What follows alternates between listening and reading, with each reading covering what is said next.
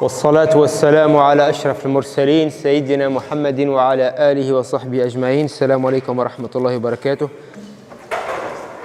Donc on a eu un bref aperçu ce matin du deuxième aspect de la balance cosmique établie par Dieu dans l'univers et confiée à la responsabilité de l'humain pour la porter ou bien la maintenir en tant qu'amana, comme vice-gérant de Dieu.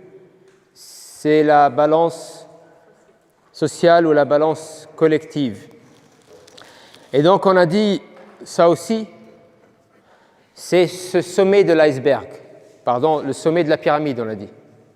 Pourquoi? C'est le but le plus haut de quoi? De ce qui existe, de ce qui existe tout court. Tout ce qui existe n'existe que afin que ce but soit réalisé par l'être humain. On l'a vu, inclus dans ça les anges, les djinns. D'ailleurs, on trouve ça dans le Coran, que les anges ils sont là pour l'être humain, n'est-ce pas? وَمَا جَعَلَهُ اللَّهُ إِلَّا بُشْرَى لَكُمْ وَلِتَطْمَئِنَّ قُلُوبُكُمْ بِهِ, etc. Donc, ici, on a dit, puisque ça fait partie de ce sommet, on a donc le cap. On a dit la vision du monde, ça vient corriger la jahiliya. Ça vient redonner un sens, une direction aux choses. Ça vient rediriger toutes les boussoles des choses qui étaient éparpillées vers la même direction. Et ça va nous permettre de charger les choses de leur charge fitri. Ça va nous permettre d'évaluer notre réalité et d'entrer Dieu ici d'emblée, sans avoir creusé très profondément dans ce deuxième aspect de la balance cosmique qui nous a été confié. On voit directement, en prenant en compte cette référence, que la réalité dans laquelle on vit, c'est une réalité dont la balance est perturbée. Ces mesures précises qu'Allah subhanahu wa ta'ala a mis dans la distribution de ses bienfaits entre ses serviteurs, qui permettent cette cohésion sociale, elle est fortement perturbée par ce broyeur du trou du lézard qui broie la fitra des individus et des sociétés et de l'environnement. On a une balance sociale qui est censée, où Allah subhanahu wa ta'ala a distribué. Donc la balance sociale, j'ai dit, ça commence par l'individu, la balance individuelle. Ces choses qu'Allah a mis en nous, ces mesures, plein de choses, on a dit c'est le microcosme. Si on garde leurs mesures, on a une harmonie intérieure qui reflète le tawhid. Et après ça va plus loin, entre un homme et une femme. Hunna libasun lakum wa antum libasun lahun ba'dukum min ba'd, etc. Et après ça va entre l'homme et la femme et les enfants. Ces proportions bien gardées, cette cohésion de cet individu, puis qui se transforme dans un couple, puis qui se transforme dans un noyau, une cellule familiale, puis qui s'élargit avec la famille la plus élargie, les oncles, les tantes et les grands-parents, etc., qui s'élargit encore à éventuellement la tribu, etc., qui s'élargit à la société. Mais aujourd'hui, avec l'individualisme du trou du lézard qui a broyé tout cela, non seulement on a une cellule familiale, une cellule nucléaire qui a été détachée, le lien a été rompu. D'ailleurs, même dans l'urbanisation, la manière de construire nos cités, etc., c'est chargé d'une vision du monde ou non? D'une vision du monde qui broie les liens. Et donc c'est devenu une cellule familiale, et maintenant c'est même devenu une des familles monoparentales ou des familles polyamour. C'est même plus, ça peut être 3 femmes et 2 hommes, ou 2 chiens et 3 chèvres, ou je ne sais. C'est-à-dire que cette balance elle est perturbée sur le plan de dimension qu'on ne peut même pas s'imaginer tant qu'on n'a pas cette vision du monde. On ne comprend pas que ce quartier-là, ça ne correspond pas à la vision du monde islamique parce qu'on se dit, c'est des bâtiments, de quoi ils parlent? Comment un bâtiment il peut participer à une vision du monde? Bien sûr que ça participe à une vision du monde. D'ailleurs, Al-Farouqi, dans son livre Atlas al-Hadara al-Islamiyya qu'il a écrit avec sa femme, Lamia Louis, parle de ça, parle de l'articulation de la vision tawhidi, même dans l'architecture, etc. Même dans ce qu'on produit. Je dis que les conséquences de cette réalité sont chargées d'une vision du monde. Et donc, cette direction-là nous permet déjà de faire des premiers constats qui ne sont pas, malheureusement, réjouissants. Mais, comme j'ai dit, l'idée du développement de cette théorie, déjà, c'est de voir la porte de sortie afin de correctement évaluer là où on se trouve et de pouvoir se diriger vers la bonne direction. Ok, donc, on a eu cet aperçu de la balance sociale et on continue avec la balance environnementale. Maintenant, est-ce qu'on trouve dans le Coran la balance ou le maintien de la balance environnementale en tant que concept coranique qui gouverne la vision du monde islamique? Ça veut dire que le Coran justifie à travers ce concept quoi? L'existence de quoi? Un des trois phénomènes existentiels majeurs. Donc, il est considéré comme le but ultime de ces trois choses, ou bien de l'existence, de tout ce qui existe. Les trois phénomènes majeurs, on ne le trouve pas. Donc, on a deux questions auxquelles il faut répondre. Pourquoi on ne le trouve pas? Et pourquoi, si on ne le trouve pas, va-t-on l'intégrer parmi les aspects de la balance cosmique? Ça contredit notre méthodologie ou non? Oui, normalement, notre méthodologie, c'est ce qui est intégré dans les aspects de la balance cosmique confiée à l'être humain. C'est dans la 8e catégorie.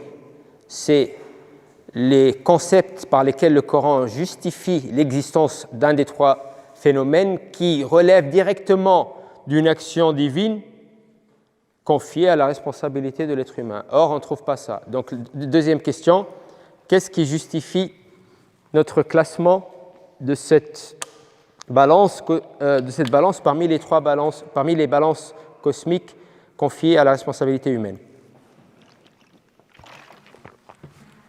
Tout d'abord, effectivement,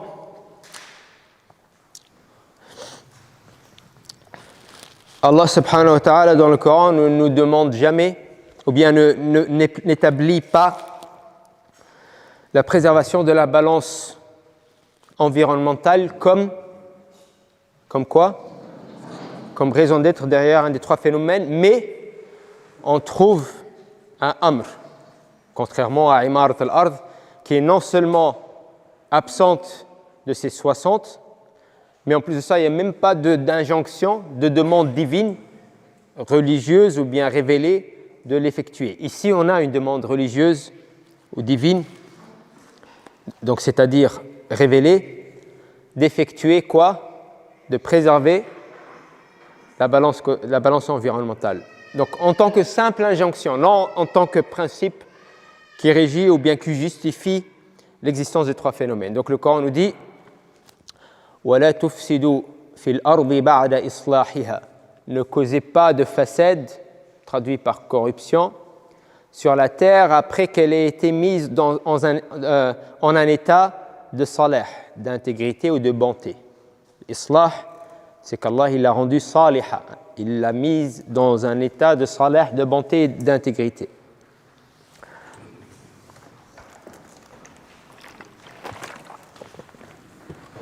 Donc déjà, ce qu'on peut éliminer, c'est ce qu'on dit beaucoup de contemporains, c'est que la vigilance, le khilafa,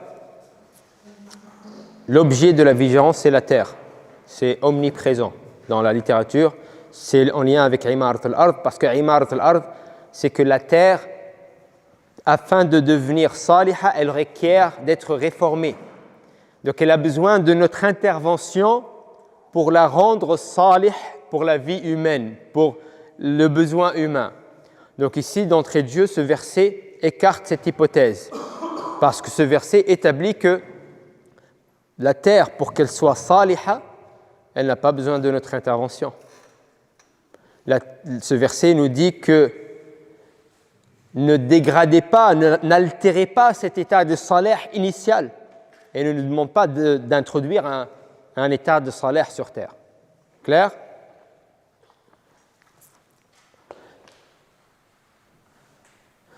Donc, qu'est-ce qu'on déduit de cela? C'est que la préservation humaine ne devient nécessaire que lorsque l'être humain appréhende la nature afin de satisfaire ses besoins, car cela est susceptible de perturber l'équilibre de son environnement. Donc, la Terre n'a pas besoin qu'on intervienne pour que sa balance, donc la balance environnementale, soit gardée, parce qu'elle est dans un état de salih initial. Mais quand est-ce qu'elle aurait besoin de notre intervention, ou bien quand est-ce qu'elle aurait besoin, cette balance environnementale, d'être gardée? À partir du moment où on interagit avec cet environnement pour nos besoins. C'est à ce moment-là que ces proportions qu'Allah a établies dans la balance environnementale risquent de quoi? Risquent d'être perturbées. Et c'est pour cela que le Coran souvent nous invite à garder la balance environnementale lors de notre interaction avec la terre. Wa kulu washrabu wa la tusrifu. Mangez et buvez, mais ne gaspillez pas. Donc le gaspillage, altérer ces mesures en outrepassant leurs limites, c'est dans le contexte de notre usage de la terre. Kulu washrabu. Ya bani Adam khudhu zinatakum 'inda kulli masjidin wa kulu washrabu wa la tusrifu. OK, et on a plusieurs versets qui vont dans ce sens-là. Donc ici on a d'entrée de jeu une différence majeure.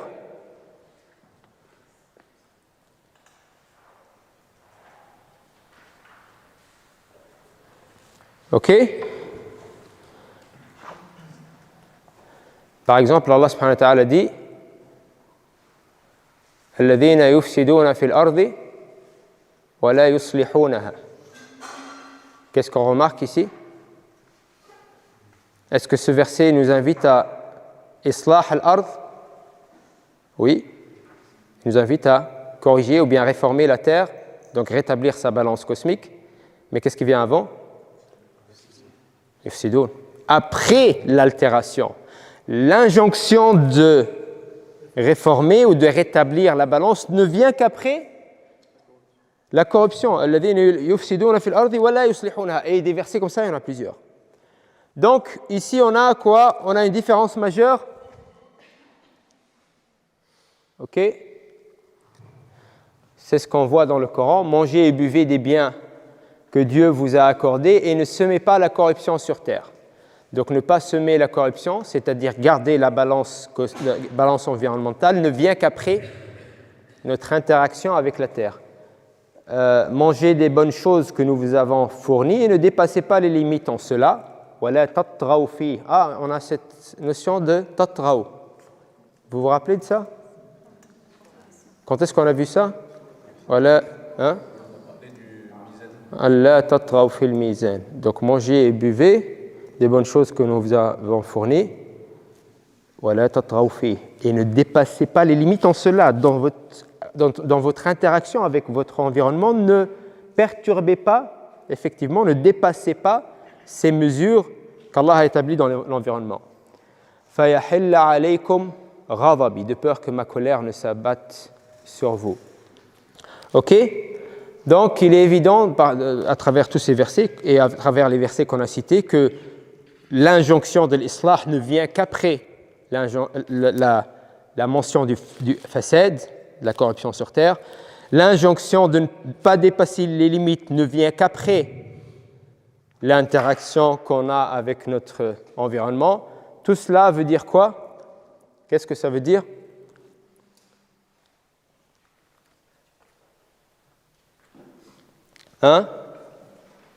Ça veut dire que la perturbation de l'équilibre environnemental correspond à la condition. Alors ici, donc, on a, avant ça, on a déjà donc une différence majeure entre quoi et quoi? Entre les deux balances spirituelle et sociale d'un côté et la balance environnementale de l'autre côté. C'est quoi les différences? Et donc aussi, on a déjà notre réponse à la première question. Pourquoi Allah n'établit pas le maintien de la balance environnementale en tant que concept coranique fondamental? Parce qu'il place une condition avant ça. Il dit que c'est seulement lorsque vous interviendrez sur la terre que vous utiliserez qu'il faudra ensuite. Donc c'est quoi la différence entre les deux balances spirituelles et sociales d'un côté et environnementales de l'autre? Oui? Les deux premières sont perturbées, originalement perturbées, et l'être humain ne peut pas venir sur Terre sans que ces deux balances soient perturbées, alors que l'autre, c'est uniquement après une action de... Effectivement. Donc, l'aslu fihima l'ittirab. Wal-aslu fil mizan al-bi'i al-ittizan. La base ou la condition habituelle des deux premières balances, c'est quoi? C'est le déséquilibre. Et la base ou l'état habituel de la balance environnementale, c'est quoi? C'est l'équilibre. Ça, c'est la différence. Ou ça, c'est une des différences majeures. Ça veut dire quoi? Ça veut dire que est-ce que la balance spirituelle et sociale ont besoin d'une intervention perpétuelle de l'être humain afin d'être gardée? Oui. Est-ce que la balance sociale environnementale a besoin d'une intervention de l'être humain afin d'être gardée? Non. Jamais. La balance environnementale n'a pas besoin de notre intervention pour être gardée. Elle a besoin d'être gardée lorsque on interagit avec elle. Mais lorsqu'on s'abstient d'interagir, et on l'a vu durant la crise du Covid, on a vu que la nature, dans plusieurs endroits, elle commençait à reprendre ses droits. Ok, bon, bref, vous avez suivi les infos. Ok, donc pourquoi? Parce que c'est notre intervention qui cause le déséquilibre. Parce que l'équilibre, il est gardé par qui? Par Allah. Donc ce n'est pas initialement quelque chose qu'Allah a délégué à notre responsabilité, parce que c'est lui-même qui s'en occupe. Mais ça devient notre responsabilité du moment où on va interagir avec elle. Pourquoi? Parce qu'on on a le libre arbitre, la conscience, on a les moyens de quoi? De corrompre, de perturber sa balance, les mesures. Ok, wala tatra'u fi, ne dépassez pas la mesure en cela. Ok. Donc on a une différence majeure. La base, l'état habituel des deux premiers balances, c'est la perturbation, et l'état habituel de la troisième balance, c'est l'équilibre. Donc, la perturbation de l'équilibre correspond à la condition habituelle de l'être humain, pourquoi? Car la plupart des êtres humains manquent à remplir leurs devoirs et à fournir des efforts constants pour maintenir cet équilibre. Cela est contraire à la situation de l'équilibre établi dans la Terre, puisque la condition initiale de cet équilibre est l'absence de perturbation.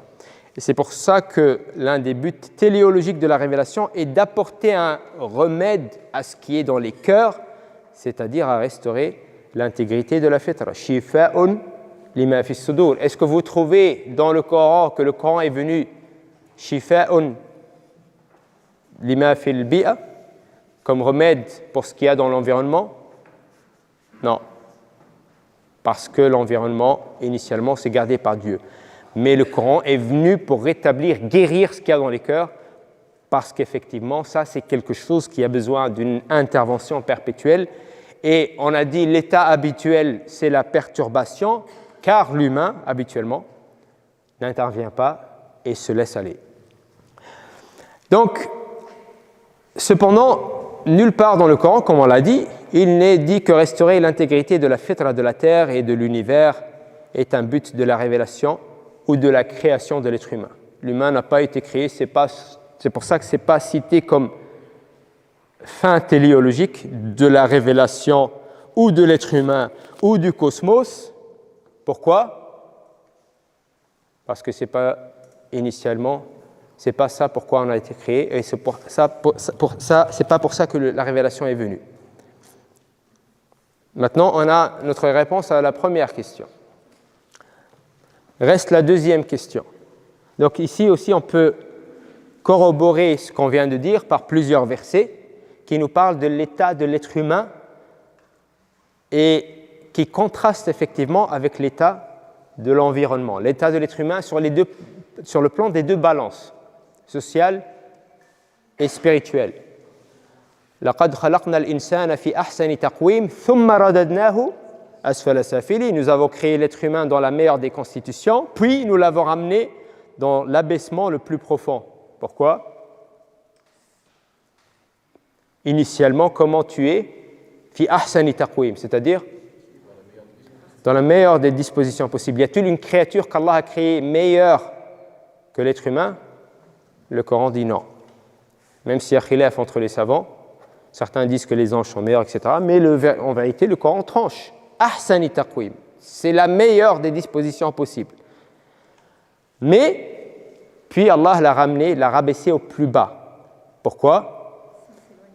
Bien sûr, ce taqwim, il dépend de ton image spirituelle, de ta fitra. Et donc, si tu le couvres, bien tu te rabaisses au plus bas. Et c'est pour cela que le Coran a généralisé cela, parce que c'est l'état général de la plupart des êtres humains qui n'interviennent pas pour garder cet état initial. Aussi, Kalla innal insana la yatra. Ici on a yatra aussi. On a trouvé ça où, yatra? Torian. Et ici, ce qui est intéressant, c'est ce qui vient avant. Qu'est-ce qui est mentionné avant? La nature humaine. Alladhi 'allama bil qalam, 'allama al insana ma lam ya'lam. Kalla innal insana la yatra. C'est ça qui lui permet ce torian. C'est cette conscience. Ok? Donc, ici, aussi, le Coran nous dit nous parle de cet état habituel de l'être humain, torian. Aussi, le Coran nous dit-il,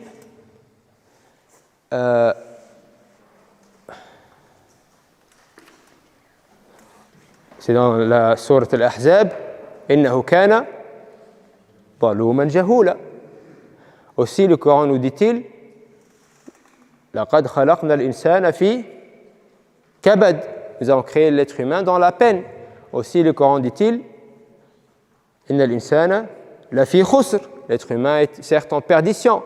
Le Coran aussi nous dit-il, khuliqa al-insanu da'ifa. Vous voyez que la plupart, pas tout le temps, mais la plupart des versets qui parlent de l'insan, qu'est-ce qu'on remarque? Péjoratif. Ya ayyuha al-insanu ma gharraka bi rabbika al-karim. Ô être humain, qu'est-ce qu'il t'a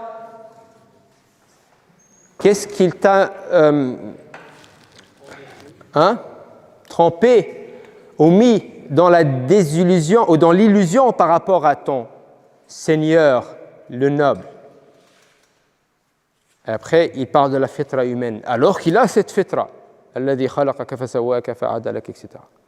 Ok, donc la plupart des temps, c'est péjoratif.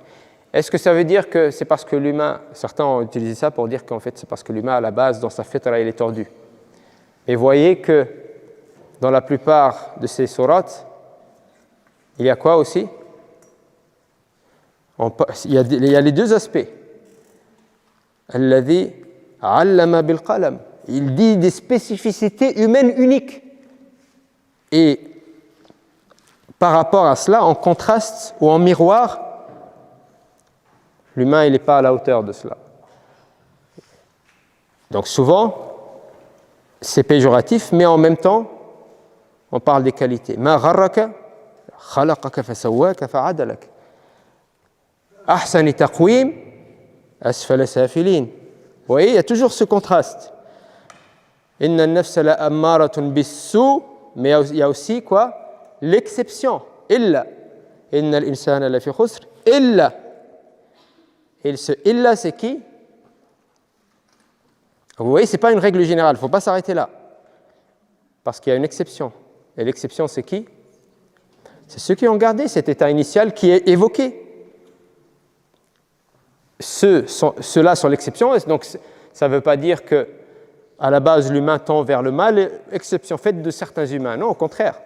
À la base, l'humain tend vers le bien, mais la plupart ne gardent pas cette fitra, exception faite pour certains humains qui le font, parce que cela requiert une intervention perpétuelle, comme on l'a dit. Donc ici, c'est sur le plan de l'équilibre, de quel équilibre? De la balance spirituelle. Et sur le plan de la balance sociale, on a des versets similaires. Tous les êtres humains sont à l'origine une seule communauté. كان الناس أمة واحدة فاختلفوا. Puis ils se sont divisés. إن هذه أمتكم أمة واحدة. Ceci est votre communauté et elle n'est qu'une seule communauté. وأنا ربكم فاتقون. Craignez-moi. Je ne me suis pas cassé la tête à traduire. Craignez-moi. Ce qui est une fausse traduction, comme on l'avait déjà dit. وأنا ربكم فاتقون فتقطعوا أمرهم بينهم زبرا كل حزب بما لديهم فرحون. Donc, à la base, c'est une seule communauté, mais ils se sont divisés. ولو شاء ربك لجعل الناس أمة واحدة ولا يزالون مختلفين. Donc ici, on a ce contraste à chaque fois aussi. La base des choses est quoi? La réalité, l'unité, la base fitri, mais la réalité. Pourquoi? Parce qu'il n'y a pas aussi cette intervention. Cela requiert une intervention permanente et l'humain faillit à sa tâche. Et donc, le Coran nous parle d'un déséquilibre social récurrent. Ici, est-ce qu'on trouve des versets similaires quant à l'équilibre environnemental? Zéro. Un déséquilibre constant ou habituel de l'environnement. Pourquoi?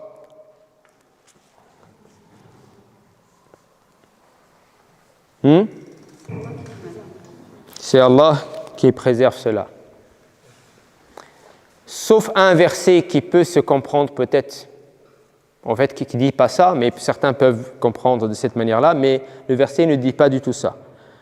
ظهر الفساد في البر والبحر بما كسبت أيدي الناس. La faute, ce n'est pas un état, l'état de la balance environnementale, mais c'est déjà ici, donc le verset nous dit ظهر الفساد.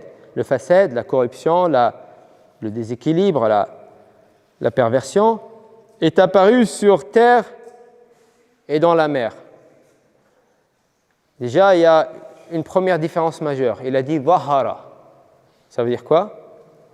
C'est contingent, c'est exceptionnel, c'est apparu, c'est pas initialement là. Alors que quand il a parlé de l'être humain, il dit كان خلق الإنسان ضعيفا رددناه. Vous voyez la différence? Ici, c'est ظهر. Première des choses. Deuxième des choses, comment c'est apparu? بما كسبت أيدي الناس. C'est par notre action, par la transgression de quoi? De l'équilibre, duquel? Premièrement, spirituel. Tu ne vas pas transgresser l'équilibre environnemental si la transgression ne part pas de toi. Déjà, pourquoi tu le transgresses? Parce que, souvenez-vous de ce qu'il a dit Ibn Khaldoun. Qu'est-ce qu'il a dit Ibn Khaldoun? Le taraf. Ok? C'est l'humain, il va interagir avec son environnement, non pas en tant que moyen vers ses idéaux, mais va devenir l'idéal lui-même. L'idéal, le moyen va devenir la fin, l'objectif.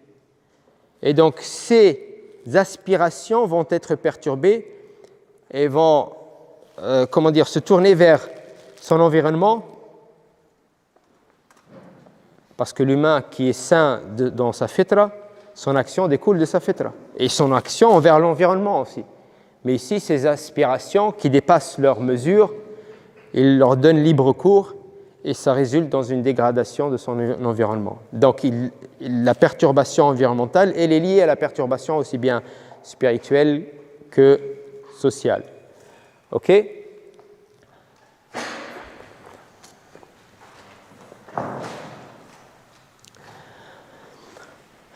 Donc ici, on n'a pas répondu à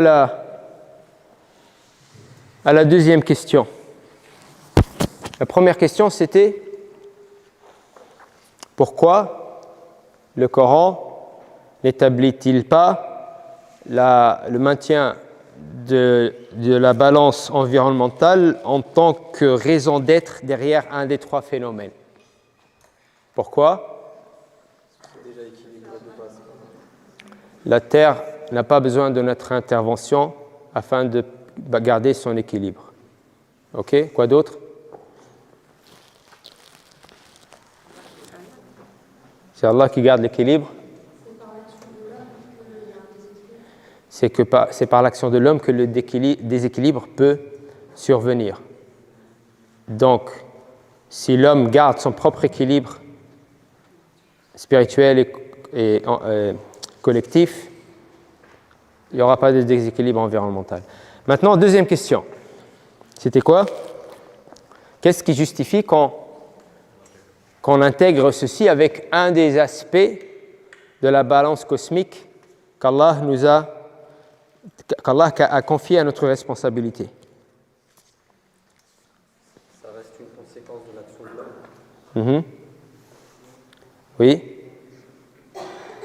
Peut-être ça se croise également dans l'istikhlaf. Oui, comment? Donc, est-ce que c'est une action divine qui est confiée à la responsabilité humaine? Ah oui. Oui. Parce que le Coran il nous demande وَلَا تُفْسِدُوا فِي الْأَرْضِ بَعْدَ إِصْلَاحِهَا.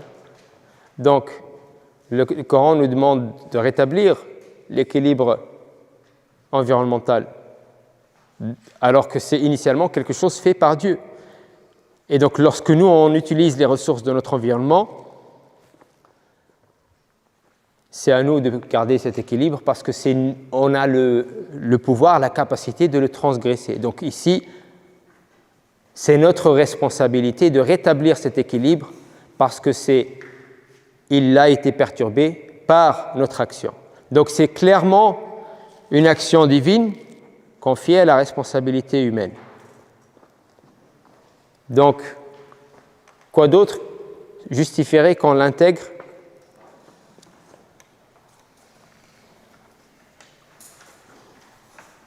Il est lié aux deux premiers.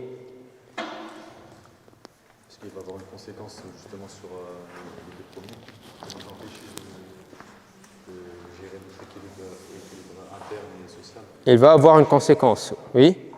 On va dire plutôt le contraire. C'est les deux autres qui vont avoir une conséquence sur celui-ci dans la mesure où le déséquilibre, que ce soit interne ou collectif, ça va dans les deux sens. Ok, donc, quel est l'intérêt de cette fonction? Premièrement, c'est de préserver la balance. Donc ici, ça rentre dans la parole divine. Allah tatraw fil mizan. Ça rentre dans cette généralité ou non? Ça rentre. Pourquoi ça rentre dans cette généralité? Parce qu'ici, on a dit Allah tatraw fil mizan, de ne pas transgresser une partie de la balance. De quelle partie s'agit-il? De la partie qui nous est accessible. Ok? Et est-ce que ça c'est accessible? Donc on voit que ça rentre dans la généralité. C'est notre responsabilité parce que c'est une partie de la balance qui peut être perturbée par notre action. Donc, préserver la balance de la terre afin qu'elle demeure propice à l'accomplissement des autres fonctions existentielles de l'être humain, à savoir le maintien des balances spirituelles et collectives. Ça, c'est une des premières raisons. Parce qu'il y a, comme j'ai dit, une dialectique, il y a une conséquence. La terre, elle est là. Le Coran mentionne la terre comme moyen. On l'a dit, c'est un des moyens qui va permettre à l'homme de faire quoi? De faire la fonction qui est initialement la sienne, les deux premières balances. Et si la terre n'est pas propice pour cela, eh bien, ce moyen, ou bien cette réalisation, se fera dans la difficulté, ou en tout cas, sera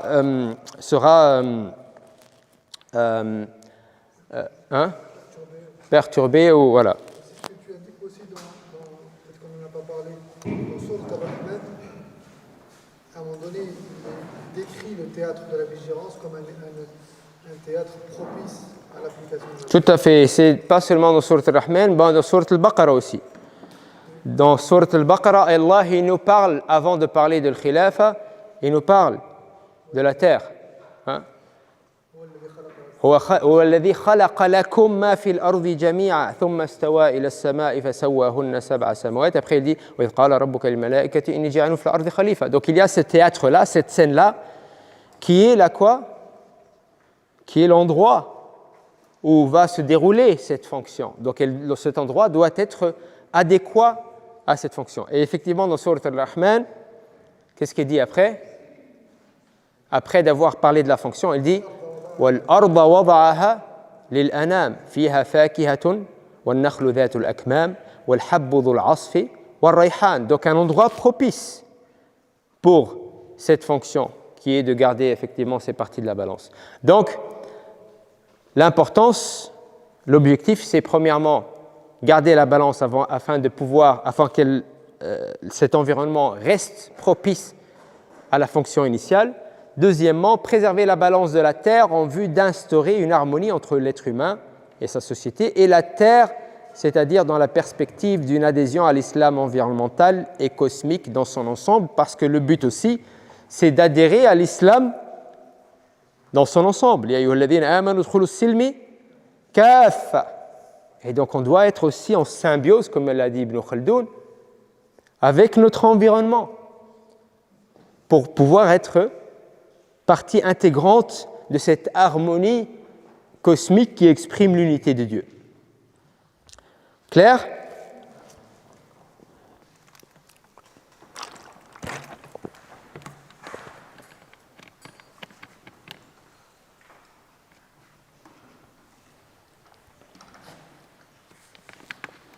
Qu'est-ce que nous dit le Coran?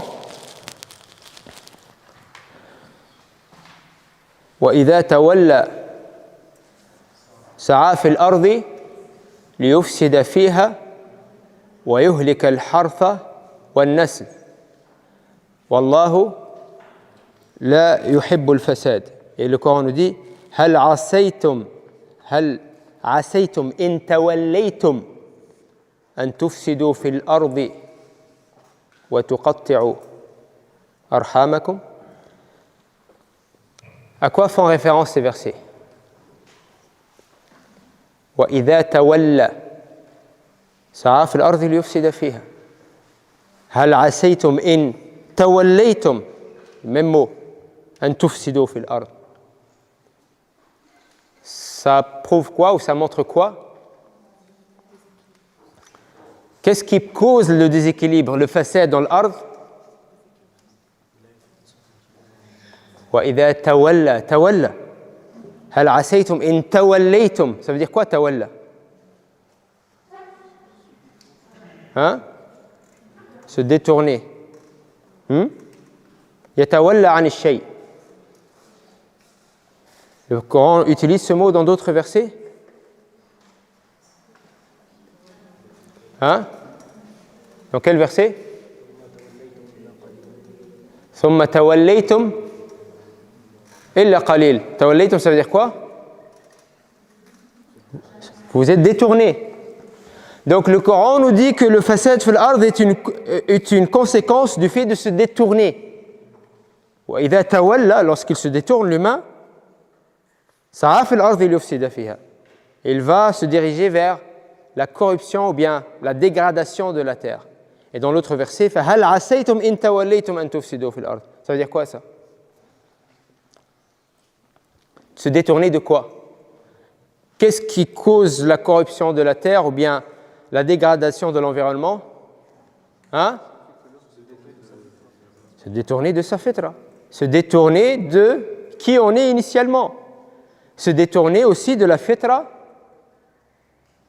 collective. C'est ça qui cause le fasad fil ard. Et regardez aujourd'hui autour de nous, qu'est-ce qui donne lieu à cette crise environnementale?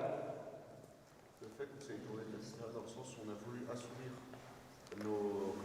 nos idéaux qui prônent vers l'infini, sauf que c'est pas possible. Donc on a parlé du désenchantement en tant que phénomène majeur.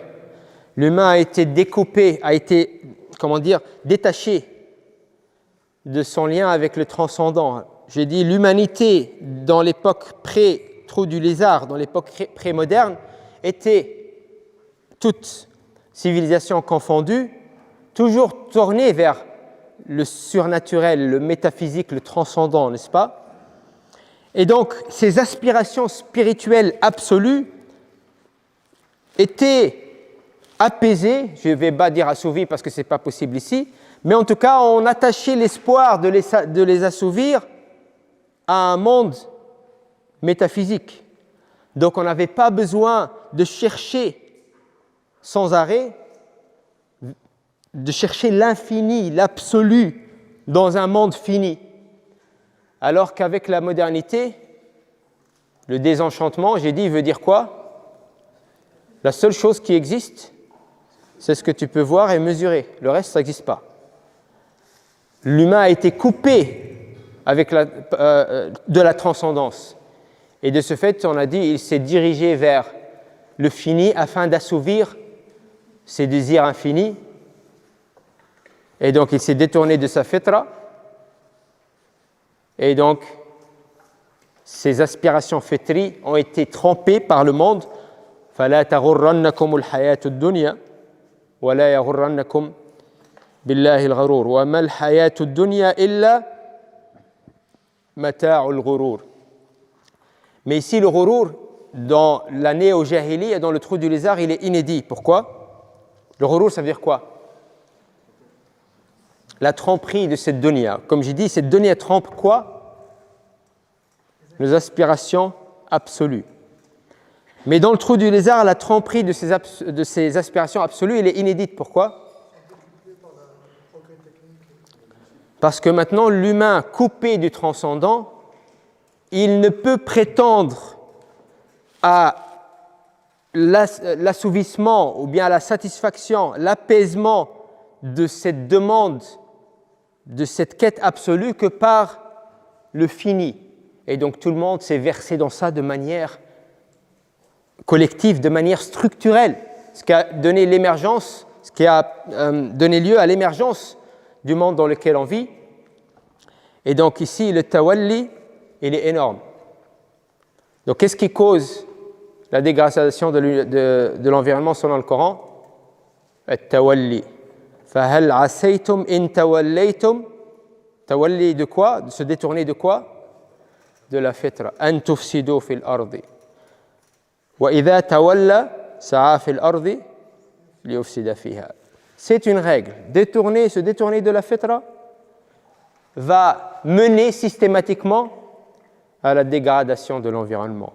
Et l'humain contemporain s'est détourné de sa fitra de manière inédite parce que, encore une fois, même les mushriks, même les polythéistes, cette fitra vers le transcendant, même si elle est dirigée vers la mauvaise direction, mais elle a des articulations, elle a des aboutissants. Il attache son espoir à un monde qu'il imagine correspondre à cette aspiration. Mais à partir du moment où c'est plus possible, ce tawalli, il devient absolu. Ce détournement de la fitra, il devient absolu. Et conséquence, crise environnementale inédite. فهل عسيتم إن توليتم أن تفسدوا في الأرض. Ok.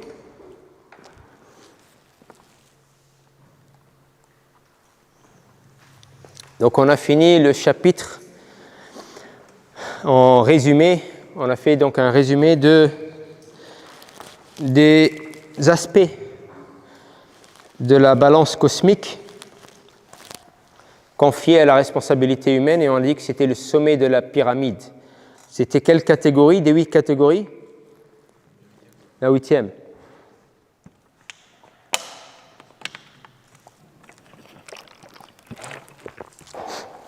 Maintenant, on n'aura pas le temps d'aller de faire les 8 catégories et de faire le tour des 60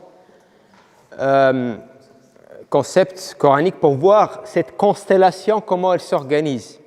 Mais en vérité, ce travail, maintenant, normalement, maintenant, il est accessible. Pourquoi? Parce qu'on comprend quoi? On sait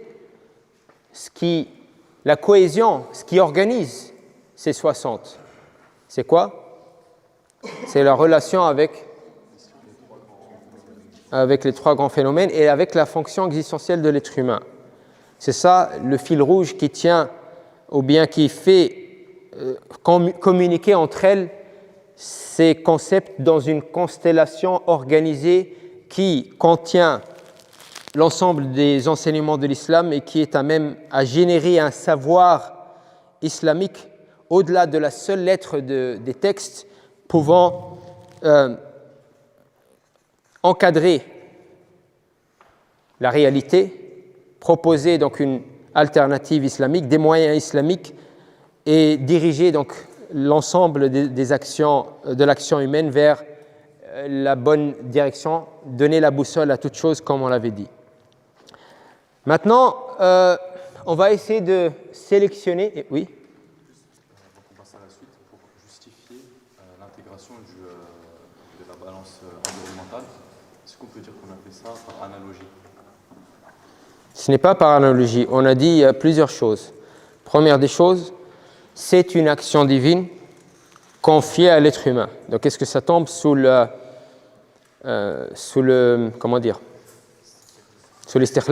Attends, mais juste pour définir la méthodologie, c'est-à-dire qu'on a défini ceux-là, et par rapport à cela, comme on a vu que ça tendait vers les istikhlaf et que aussi ça avait le même résultat sur les 2 autres fonctions. Donc, on a dit plusieurs choses. On a dit d'abord, ça tombe sous l'istikhlaf. C'est une action divine qui est confiée à l'être humain. Deuxièmement, ça tombe sous wala tatraw fil mizan. Non?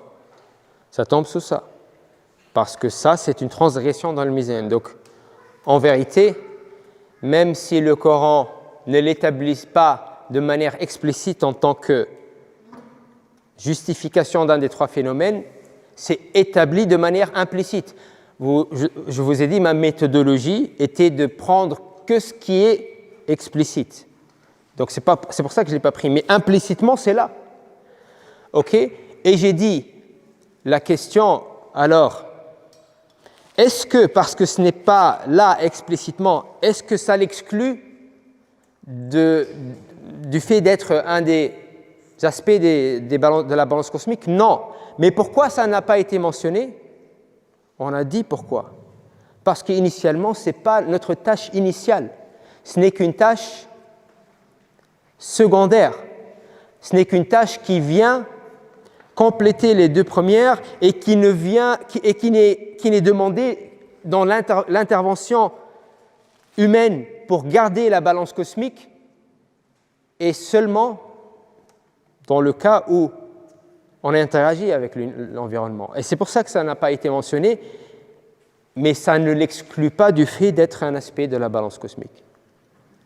OK? Et on a dit aussi que c'est une conséquence directe et inévitable, comme le Coran nous dit, de tawalli, du fait de se détourner de la fitra, aussi bien individuel que spirituel que social ou collectif. OK. D'autres questions avant qu'on passe au chapitre suivant?